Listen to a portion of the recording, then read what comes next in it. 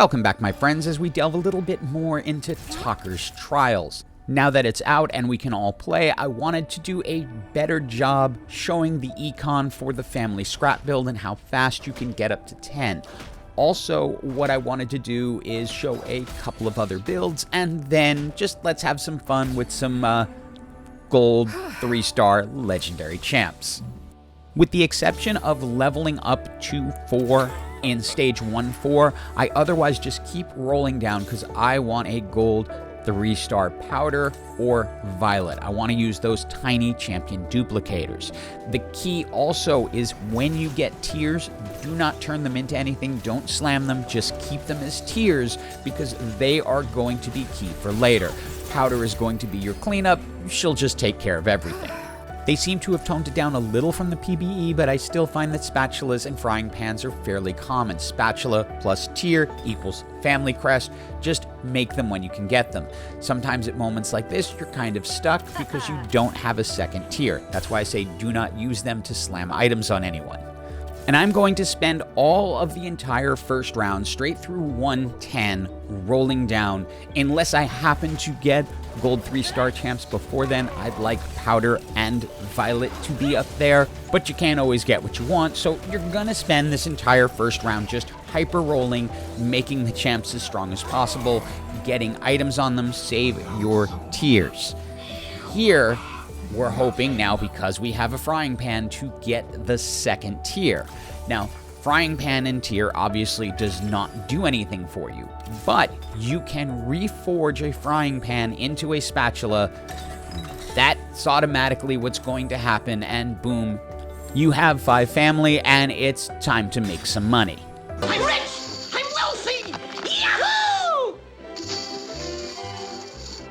I'm comfortably well off! Woohoo! I'm going to try not to bore you with every fight, but the concept here is what you're going to do is just start hoarding money.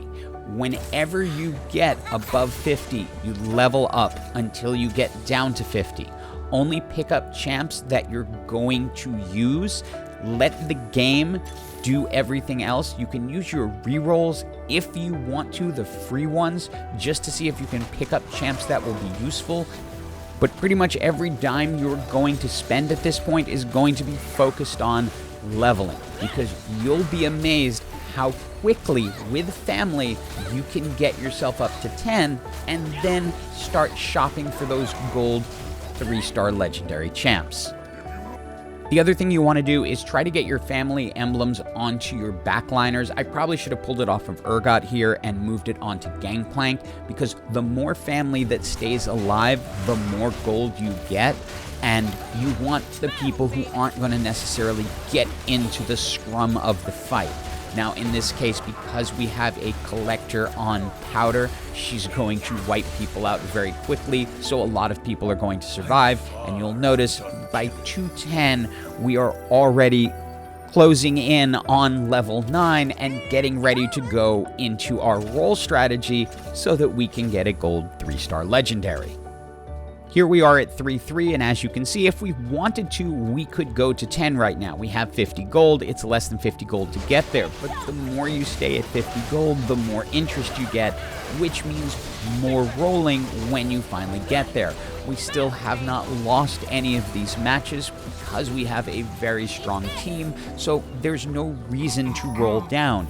You can see we're getting lots of extra gold for being in family, and then just the regular bonus gold and free rerolls that come with sort of going along. Once you're at this point, you kind of just decide which legendary champ do you want to get to gold 3 stars, and then you start collecting them. Here I'm focusing on Rumble and Sevica because, well, I hadn't done those at this point yet, so I wanted to see what they looked like. And I'll do a slightly deeper dive on the roll strategy or best roll strategy to get to this point in a moment, but we'll just start with the gold 3-star Rumble, and you can see what he does. In his first incarnation, he's just going to, well, drop a ton of fire across the board until pretty much everything is wiped out. after that, you get the Junkyard Titan, which is going to give him all of his possible upgrades and then add a little bonus on top of them so that he gets even stronger. And I wasn't able to hit the Sevica in this case because I focused mostly on Rumble. We'll show that in another part, but again, final Rumble just torches the board straight through, no losses. Family Scrap, it will get you there if you kind of get a little bit lucky. Family Scrap is not the only option. Adding Ambusher is going to make Powder much stronger, which is going to make the whole team finish things off really quickly. But what I really want to show here is the style for rolling that you can use towards the end in order to get the gold 3-star legendaries. And essentially, you're using a slow roll strategy once you get up to 10, which means you're going to stay above 50 as long as possible, and you're also going to thin the pool. So you'll notice here that I'm taking all of the 5-cost champs. That is so that I can thin out the ones that I don't want to get the ones I want. As I get down to 50, I will sell off the ones I don't want, keep the ones that I want. When I get to 50 and I have nothing left to sell, then I stop rolling. And then that will give me 5 additional interest for the next round that I can then use to roll. And as you can see, I have my family emblems on the back line. That is to keep as many of them up as possible so we get as much gold as possible. And then it's just rinse and repeat, picking up any legendary champ you see. If they're not one that you're looking for, do not go to 2 stars. Just sell them once you get the 3rd. But otherwise, you're going to keep picking them up until you get to 50. Sell back the ones you don't want. Keep going until you get to where you want. At no point should you let yourself get into a position where you're going to go under 50. So even though we have the Caitlyn, we just lock there and go into the next fight. Then collect your gold and do it all again.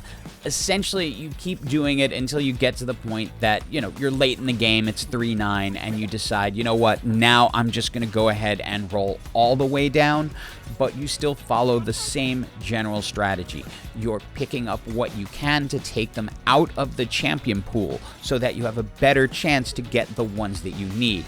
In this case, we end up going all the way down to the point where we have one away from both Jinx and Caitlyn. And remember, they give you a champion duplicator. So if you can get to that point, you're then going to be able to choose who do you want to take to gold 3 stars. Here, for this next fight, we choose Jinx.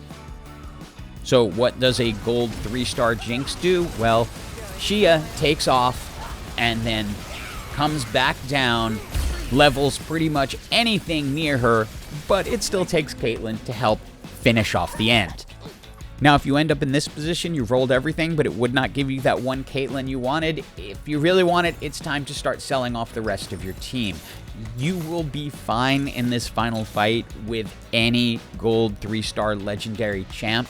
So just go ahead, sell your team off if you need to, and roll until the RNG gods decide, yep, it's time to give you exactly what you asked for. And now you can watch the gold 3-star legendary and the Jinx work in tandem. And I'll say that Jinx is a little bit more effective in terms of wiping out the board, as you can see from the damage, but we finish with our 5 stars. And once you kind of get the pattern down, it just becomes, let's make all the gold 3 stars. So there's Sevica and what they can do. And yeah, it's pretty devastating. Not necessarily the most devastating of them all. It's going to depend which way it rolls. In this case, yeah, it's going to take out the entire board. My second favorite may be Jace, because you get so many of those little crystals, and then they will open up portals and just torch the entire opposing team. Now, in this game, I decided I want the final board to just be legendary champs. I wasn't able to 3-star any more of them, but like I said, if you just get one, you're going to end up winning. And I know some people have managed to get more than 2. I haven't been able to do that yet. This is as close as I came when I had Malzahar, LeBlanc, and then just one away from Jinx. Malzahar just absolutely torches the board. Now, before we get to what turned out to be my favorite 3-star gold legendary, I want to show you the build that got there, because this is slightly different. I mentioned it in my Tockers trial video, but I wasn't able to test it until it actually came out, and that was using Conqueror Emissary. I find it not as reliable as Family Scrap, but with the right RNG in your favor, it works really well. For me, the keys were get to a 3-star Draven at all costs. You need him. And then make sure you get your Conquerors up to 4 and 6 as fast as possible. Use emblems, even if it doesn't make sense because you're not going to get to 9. It doesn't matter. You need it for the stacks on Conqueror so you can get the rewards, which is what's going to enable you to get to what you want to in the end. Now for this one, you're going to use a similar fast 10 strategy once you're through the first round that we used in Family Scrap. The only problem is you're going to hit 10 much later because you're just not getting as much gold as you do with the family build. You also have to do a lot of shifting to make sure that you don't end up with 2 emissaries on the board at the same time. You only want to switch to emissaries in once you have all 4 of them. Otherwise, likely just go with Tristana or Garen, depending on where your weakness is. And I've seen people say that they were able to hit multiple 3 stars. I didn't have that kind of luck, and I was lucky to get a Mord as a reward out of Conqueror, so that enabled me to get to the gold 3-star, because I don't know if I would have made it otherwise. And when I first created the 3-star and looked at the stats, I wasn't as impressed as I thought I would be as compared to when I actually saw it in action. But we're going to hold that for a minute because I want to talk about Tockers Trials in general, and then we'll show the 3-star Mord. I really enjoy this game mode. It's actually the only TFT I'm playing right now because I don't like the way they've set up this season too much for the regular or for hyper roll. There are a couple of things, however, I kind of wish they would add to this. First off, it would be great if they had chaos mode again or something like it, so it was more challenging, because there's only so many times you can go through the exact same comps over and over again. So having a chaos or more difficult mode would be interesting. However, I think they're on the verge of something that could be cooler in turning this into a random upgrade battler. You might know them as roguelike or roguelites, but you can check back in my videos and find out why I call them random upgrade battlers. But I think it could be that, since it already has a lot of the elements with the augments and the items and the champions all being random. What is not randomized at all is what champions you're facing at what levels, what items they have, and I gotta think that they can come up with that.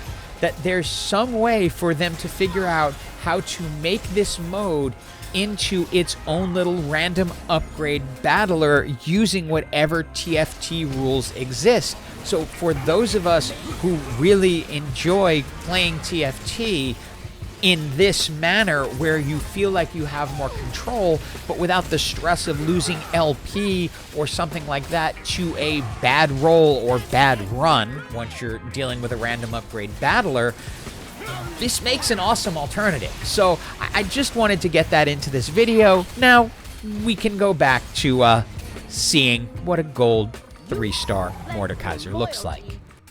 And watching the entire board get engulfed in a pit and Mord just grow to that size, to the point where you can't even see his health bar. Yeah, just made that extra fun. Hope you enjoyed this video, and as always, have an absolutely, absolutely awesome day. I'm rich. I'm a happy miser.